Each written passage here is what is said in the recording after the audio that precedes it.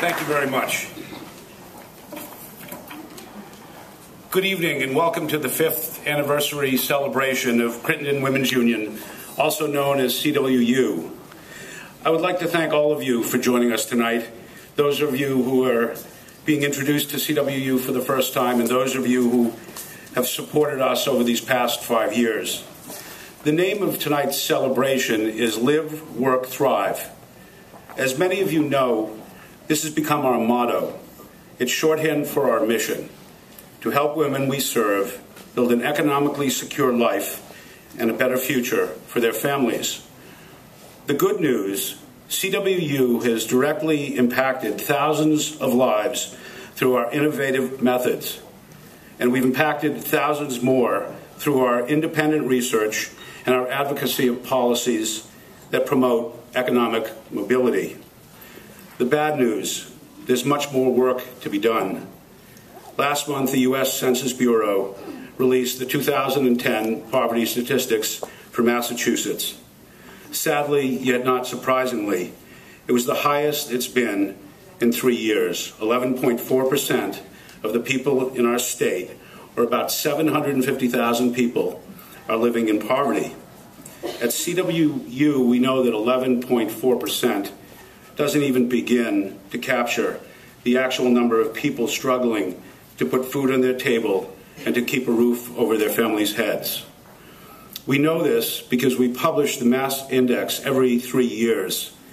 The Mass Index surveys the real costs of essential needs like food, housing, utilities, childcare, and transportation in our state. CWU's findings show that a family of 4 needs an income of nearly $69,000, 3 times the official federal poverty level of $22,000 to cover basic living needs. So the true number of people who face no heat, food insecurity, and possible homelessness this winter is as much as 3 times higher than the federal government has reported. Despite these sobering facts, there's cause to celebrate. I'm proud to report that CWU is working successfully every day to help women move up the economic ladder. Our president and CEO, Beth Babcock, will tell you about the innovative programs, and you will hear directly from CWU program participants. Tonight, we are delighted to have as our featured speaker, Dr. Margaret McKenna, who recently retired as the president of the Walmart Foundation. The Walmart Foundation has been one of the earliest supporters of our pioneering Career Family Opportunity Program, also known as CFO, and we thank them for their generous support. 2 corporate partners who have supported CWU since its inception are fittingly here tonight as the lead sponsors, Blue Cross Blue Shield of Massachusetts and State Street. We thank them all. We thank them for all the ways they support us: employee volunteerism, grants, shared promotional opportunities, and other activities. I would like to acknowledge some special friends here tonight. Past Amelia Earhart winner, the great and talented chef Barbara Lynch. 3 supportive members. Three supportive members of the Massachusetts legislature, Representative Kevin Honan, Representative Corey Atkins, and Senator Susan Fargo.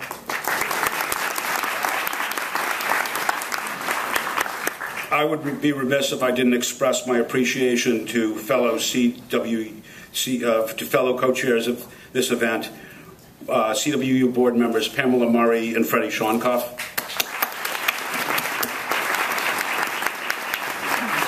And importantly, I'd like to convey my heartfelt gratitude to our board members, past and present, who were involved in the merger some 5 years ago. I thank you for your foresight, engagement, and generosity.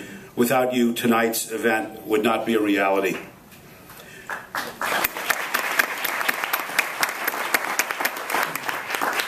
When you leave here tonight, I know you'll be inspired by the work of CWU and the many lives you are helping to change through your support. Now it's my pleasure to introduce Beth Babcock, our President and CEO.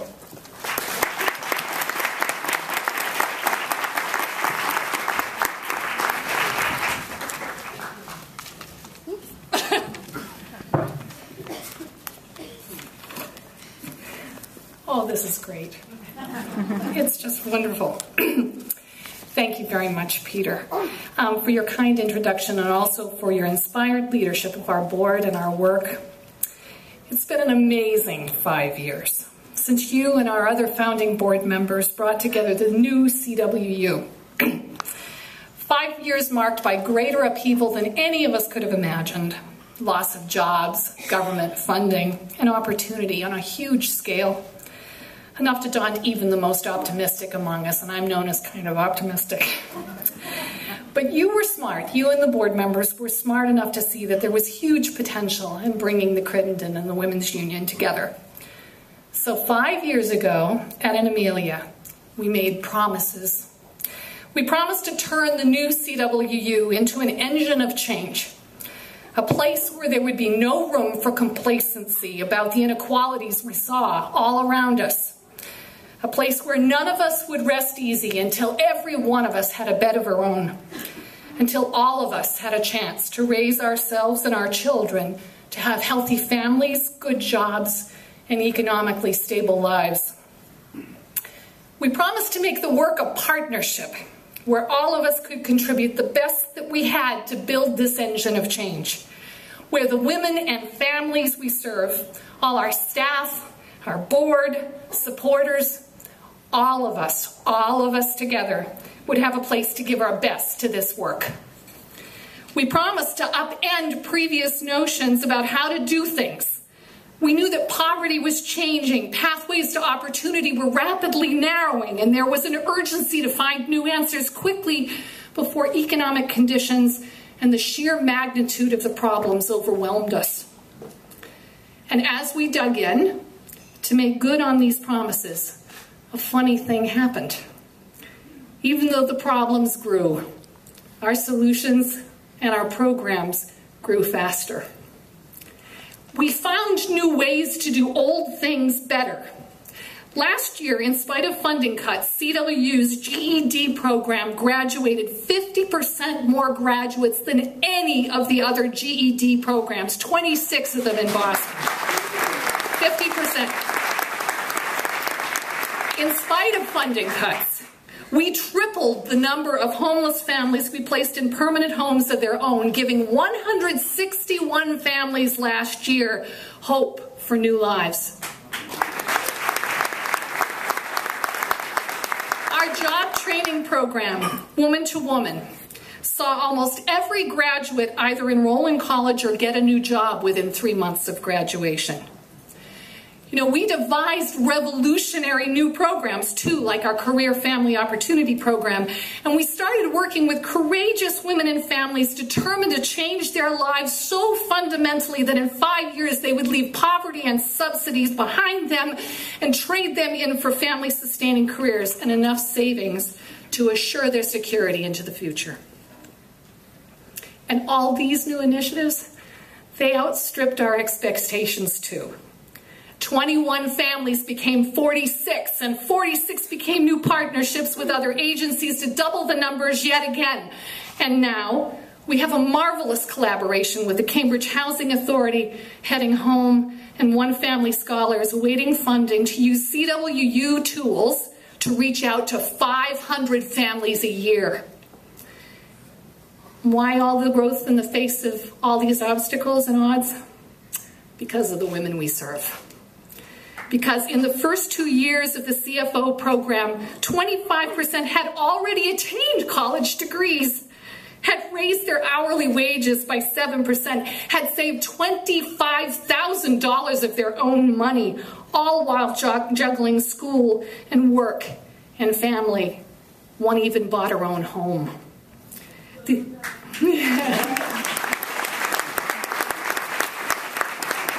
These women and the 14 other women and children we serve each year taught us plenty. They teach us plenty every day.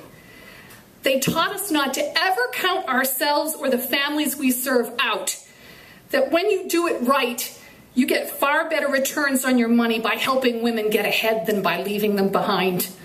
That families, when given a chance to invest in themselves, will voluntarily trade in guaranteed subsidies for a chance to grow. These 5 years have been a heck of a ride.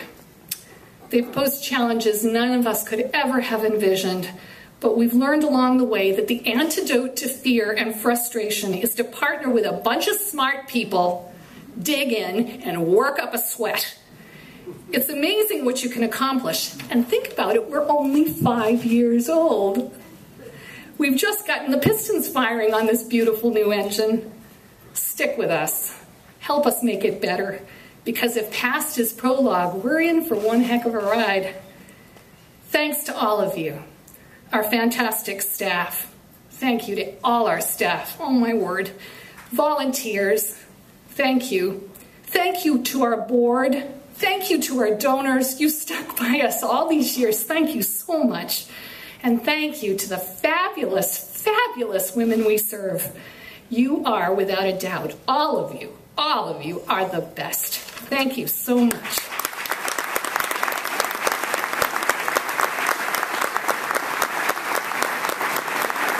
It's really wonderful. It really is great to have you here. And so now I would like you to meet Lachelle, Maria, and Yolanda in this video that you are about to watch. My goal for this evening was just to take, all 1,400 of the people that we serve and the staff of the organization and have them just walk past the mic and just each one of them tell you something wonderful that happened to them this year or that they created this year, because they all have something wonderful to say. Now it's my pleasure to introduce tonight's featured speaker, Dr. Margaret McKenna. Margaret recently retired as president of the Walmart Foundation, the nation's largest corporate donor. When her retirement was announced, I saw a quote in the Boston Globe from a Walmart executive. He said that the Walmart Foundation is far stronger today than it was when Margaret took the helm in 2007. And I know that this is true of every organization that Margaret has led. For the past 4 years, she's overseen about $500 million in annual giving to educational and hunger-related nonprofits, and many thousands of Americans have benefited from her strategic thinking about the direction of the foundation. Before joining Walmart, she took another institution on a 22-year trajectory of growth and excellence. You might have heard of it down the street, Lesley University. She transformed Lesley from a small school with 2,000 students into a thriving university with a presence in 23 states and a student body of 12,000. CWU has benefited from Margaret's ability to recognize potential. She funded us. And her far-sighted vision. During her stewardship, the Walmart Foundation was a founding supporter of our innovative program, the CFO, Career Family Opportunity Program. Please help me welcome Margaret McKenna.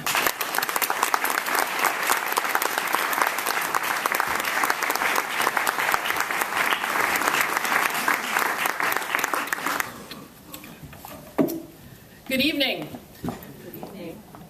I am so happy to be here, particularly because here is Boston. Where when I say Boston, people really know what I'm talking about, as opposed to my 4 years when I was in Arkansas, which I never learned how to say the right way.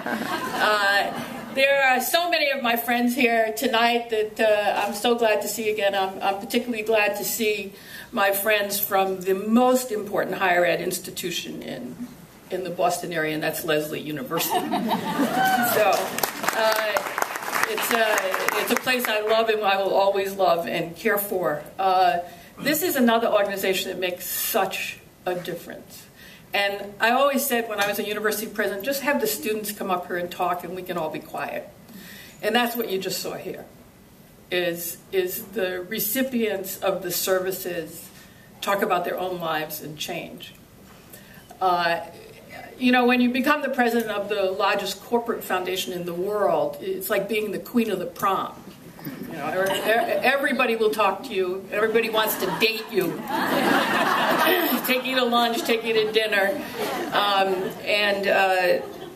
It's an amazing opportunity. And it's an amazing opportunity to have an overview of what is going on in the nonprofit world. There are a lot of things going on. There are 300 nonprofits created every day in the United States. I swear that there's a nonprofit for every person who lives in Boston. And one of the things I most admire about Crittenton is that it did what so few nonprofits have done, which is, number one, it thought about who we serve, not who we are. And how can we best serve our clients? Can we do that as a standalone, or can we do that joined with someone else? And over sort of, personal sort of attention to your own name and history and keeping it just as it is, I have great admiration for organizations who can, in fact, see the best path to serve their clients. And I can't tell you how unusual that is. It is so unusual. During my tenure, one of the things that I tried to do is broker deals in joint ventures between nonprofits. And one of the lessons I learned, I'm still able to learn at this advanced age, thank God. One of the lessons I learned was that you can bring people together and you can say, here's $1 million if you work together. And here's what the plan is, and sit down with them. And what I learned was, as soon as you leave the room, they divide up the money and they never talk to each other again.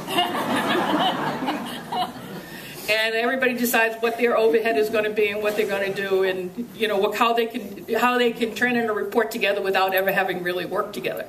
So I don't want to overdo what this institution has done, but it is so special to put in the first place the people you serve, not just who you are and your name. Peter talked about a lot of challenges in this country, and there are. And one of the things I was very pleased to be able to do when I was at Walmart was work on hunger. And it's one out of every 4 kids in the U.S. is hungry, which is just amazing because there's no reason for it whatsoever. We have enough food in the country to feed everybody. The problem is that we can't find ways to work together. That's why this organization is such a great example. One of the things I tried to do when I was at Walmart was create a corporate coalition against hunger. We had 40 of the Fortune 100 companies meet together. I think that we should have had a videotape of that to show what facilitation of getting people to work together looks like, especially when you have 40 corporations working together trying to figure out who gets to do what, whose name is on what, who takes the lead on what. But we did it. Then we brought together all the nonprofits, the 5 leading nonprofit anti-hunger organizations in the country, and we sat them on a stage like this in a panel. They had never talked to each other, the 5 of them together. They all knew each other, but they had never sat down and together said, how can we serve our clients better? Then I got to deal with the government. And I will never forget, I sat with the Secretary of Agriculture. Even cabinet officers will talk to me when you're giving away $500 million a year. And I sat with the Secretary of Agriculture and I said, we're really concerned about children's hunger, but a lot of Walmart customers are seniors. And we're very concerned about elder hunger. And he said, that's the Health and Human Services problem. And I said, the other thing I've decided as a long-term educator is one of the most important things, and the thing I did not recognize as an educator, which I recognize now, is breakfast for kids. Universal breakfast. And he said, that's the Department of Education. I said, well, who are the people at HHS or education? No one in the room could really tell me. So it seems to me that, these are solvable problems if we could just figure out how to communicate better. And maybe we need a hunger czar. Volunteer to be the hunger czar. I mean, there is no reason that some of these problems exist. And, I also spent a lot of time in this country and other countries in the last 4 years. And one of the things I find is that there is still an attitude of, you should be able to do it on your own. If you worked hard enough, you'd make it. And we shouldn't be giving you handouts. one of the things I like to think about is, if someone asked you to run from here to the State House, let's say, and they said, everybody in this room, we'll give $100 million to CW if you all run to the State House. And you can walk too, but get to the State House. But you all have to do it in 15 minutes. You would think that's crazy. But that's what we ask people in this country to do. We bring kids into school from a house where there's not one book. We put them in a classroom with totally advantaged kids whose parents have taken them everywhere, who have been in daycare and enrichment programs since they were 18 months old, and we put them in that same classroom with a kid whose parents don't speak English, who don't have a book in their house, who have never been outside their own neighborhood, and say, in the same amount of time, you will succeed. Makes no sense. And still we say, why can't people do it on their own? So I noticed there's somebody from Bell here, the Bell Scholars Program, which is another program I love, which is a summer school program for disadvantaged kids. Gives them that extra time to get to the State House because they need it. It's not fair. So I particularly want to say tonight, too, that one of the reasons that I'm supportive of programs like this is that they are courageous and they're persistent. They're courageous in that they will not give up on people that everybody else has given up on. And they persist because they believe that people can succeed with the right supports. Everybody? No, not everybody. But most people, we find out, 99% of people, want to be independent. They want to lead a dignified, sustainable, independent life. And given the tools, they will do that. So it took courage to step out and look at people who are so just with lots and lots of challenges and understand that it's not a one-time workshop, that it's a long-term program, that you have to deal with not just a mother but the child, that when you do workforce training it's not 6 weeks, it's continuous, and when someone goes to work you continue to support them if you really want people to succeed. So I want to just add my congratulations to the 5 years, both for your courage to join together to serve your clients better, and the courage to work and believe and create this aura of expectation that people want to be independent, self-sustaining, and have dignified lives, and that this is an organization who has the persistence to provide those skills and give people a new life. So thank you, and thank you for being here.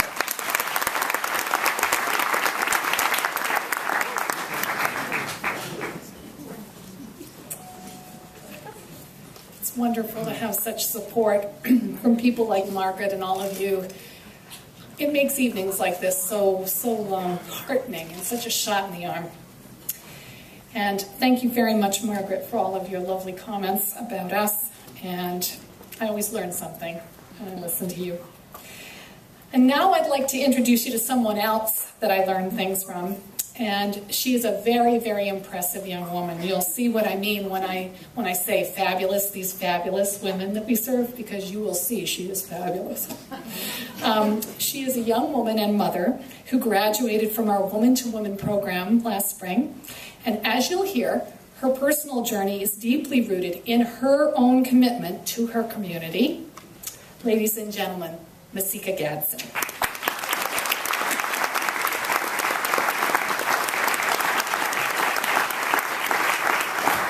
Good evening, everyone. Thank you, Beth. I'm honored to be here tonight. As Beth mentioned, I am a single mother of a 12-year-old boy. For most of his life, I worked for a nonprofit service for children. In 2009, I was laid off, something I never thought would happen to me. I became very depressed and lost my confidence. I love working with children and families, and I missed it. I had always been the one uplifting people. Now I was the one on the other end, and it was scary. One day I saw an advertisement for Women to Women. I called and learned about the program and about all the people I would be connected to: a computer instructor, a career counselor, an academic advisor, and a case manager. I knew I needed all that help. I had a lot of supportive friends, and from my old job, I even knew the resources that are available. But at that time, I needed someone to tell me what to do. I needed someone to build my courage back up.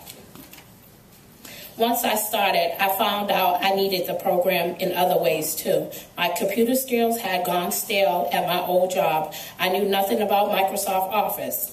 I took workshops in financial literacy, organizational skills, and I learned how to write a resume and a cover letter. And I practiced interviewing. At Women to Women, every staff member takes interest in you. Because of that, they all knew my dreams was to return to work with children, particularly in my own community. It's my life's ambition to help young people in my community believe that they can strive for something better than hanging on a corner. I want them to believe that they can achieve what their parents couldn't, what their cousins didn't, and what their friends down the street don't know how. I want them to believe that they can achieve. Everyone at CWU believes you can achieve too. A couple of weeks before the end of the program, Supervisor Beth Hopper found a job that she thought would fit me perfect. It involved helping girls 10 to 14 years old in Dorchester gain self-esteem through outdoor sports and shared learning. I thought it was perfect for me too. My career counselor, Marilyn Glazer-Weiser, guided me through the application process, and I am proud to stand here today as the program manager of Girls Outdoor Adventure Leaders.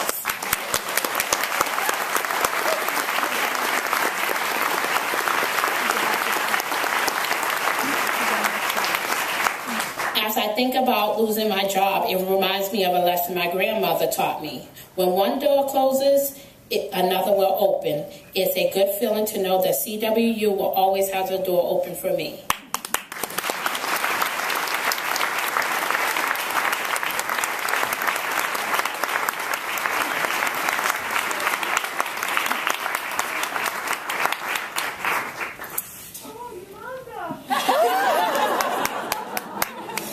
Thank you, Masika, for sharing your story with us tonight. It truly was an inspiration.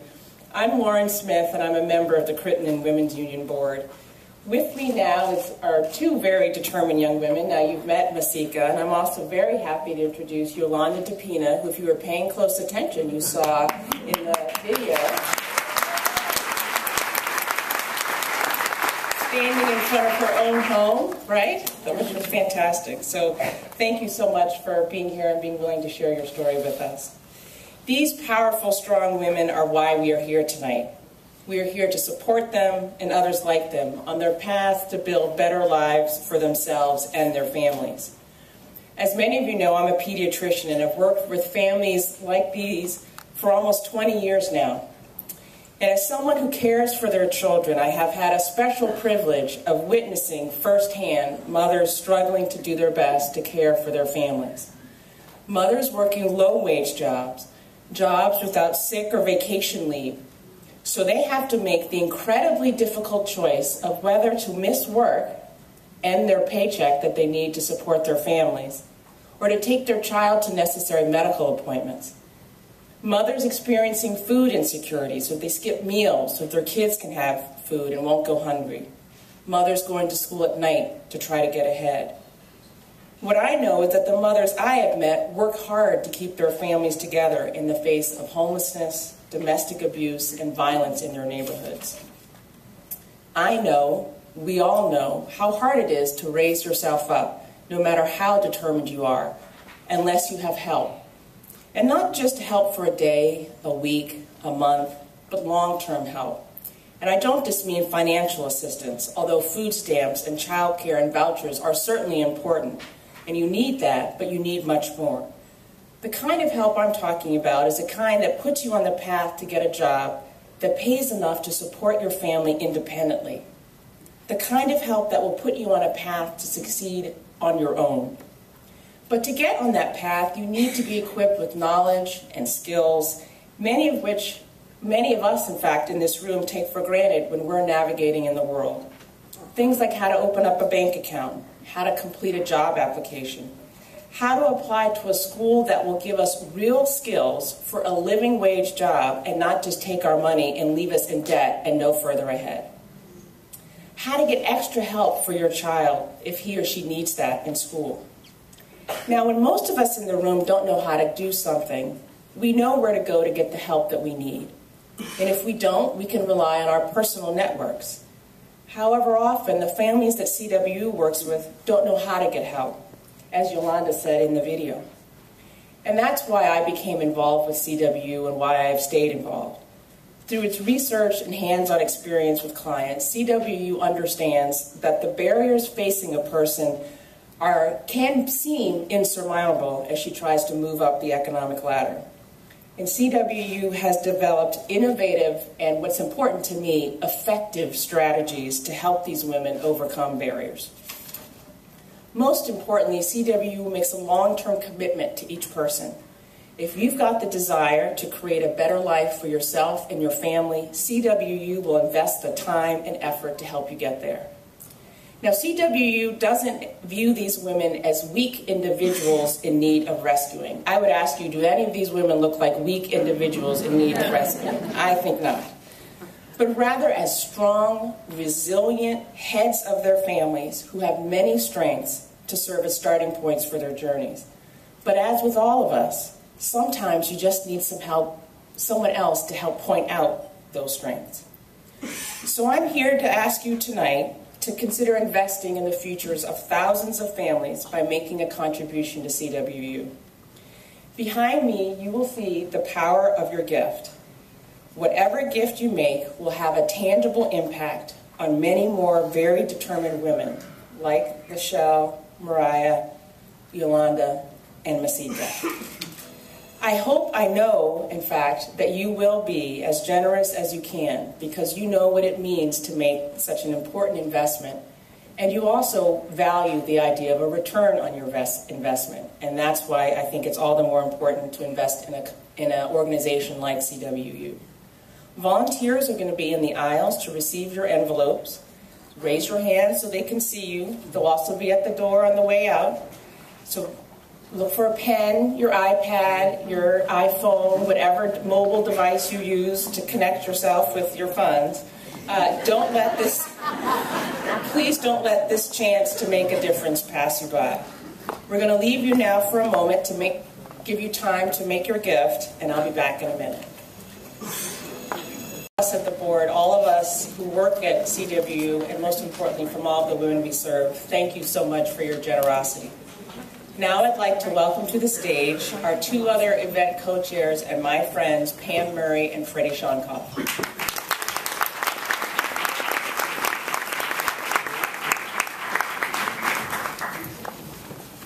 Hi, everybody.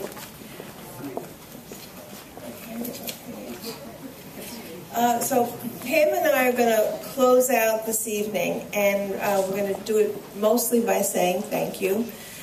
We really appreciate so much that you all came to join us for this celebration of our 5 wonderful years, and we guarantee you that with Beth's leadership and our courage and persistence that Margaret talked about and our innovative approach, we will give you 5 new fabulous years in the future. We also know very well that we could not have done this without your support, and we thank you very much for that. And we want to welcome those of you who've been with us for a long time or rejoined us tonight after a little absence. We want to say we're glad you're here, and please stay loyal and true to us in the future. There are some of you who've never known us before, and we hope that you could appreciate the importance of our work and that you will stay connected to us after you leave here tonight. So thank you, and here's Pam. Thank you, Freddie. Many of you have asked us about the programs at Crittenton Women's Union, and we welcome that. There's a terrific opportunity for you to join us on December 14th for the Women to Women graduation. You've heard from some of the participants, and particularly Mazika, who was a graduate and has had amazing success and sharing her personal story. And the best thing about the graduation is the fact that you hear from the program participants themselves about their goals, their challenges, and the joy of the path forward. So please take the iPhones and the iPads and at least put a tentative note. Right now, though, we invite you to join us for dessert and coffee. And please know that the staff, the program participants, and the trustees would be glad to talk to you more about the programs, about CWU, or any other questions you have. Thanks again, safe travel, and good night.